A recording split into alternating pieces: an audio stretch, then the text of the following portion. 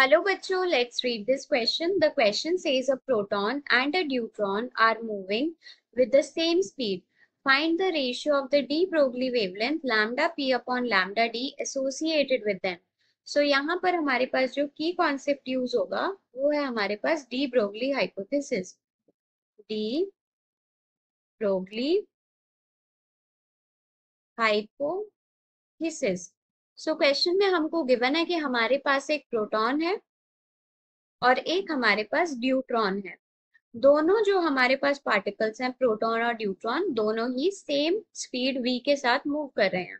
सो हमको de Broglie wavelength lambda P upon lambda D की value यहाँ पे फाइंड आउट करनी है. सो डी ब्रोगली हाइपोथेसिस के अकॉर्डिंग वी से lambda is equals to H upon M V या फिर H upon P. P linear momentum है उसको हम एम वी भी लिख सकते हैं.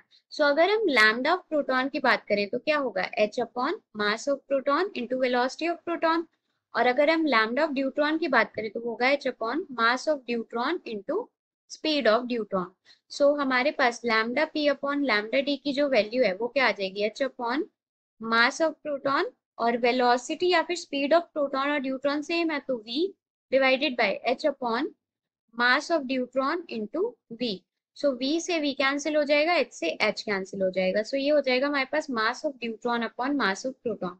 अब ड्यूट्रॉन का जो मास होता है वो ट्वाइस होता है मास ऑफ प्रोटॉन के. प्रोटॉन सिंपल हमारे पास एक नॉर्मल प्रोटॉन की बात होती है और ड्यूट्रॉन जो होता है वो होता है हमारे पास 1 2 हाइड्रोजन 1 2. तो उसमें हमारे पास जो है टोटल एक प्रोटॉन एक न्यूट्रॉन होता है. नियरली 2 प्रोटॉन्स हम मान सकते हैं क्योंकि न्यूट्रॉन और प्रोटॉन का मास सेम है. So this is 2 mp upon mp. mp से mp कैंसिल हो गया सो रेशियो आ गया हमारे पास 2.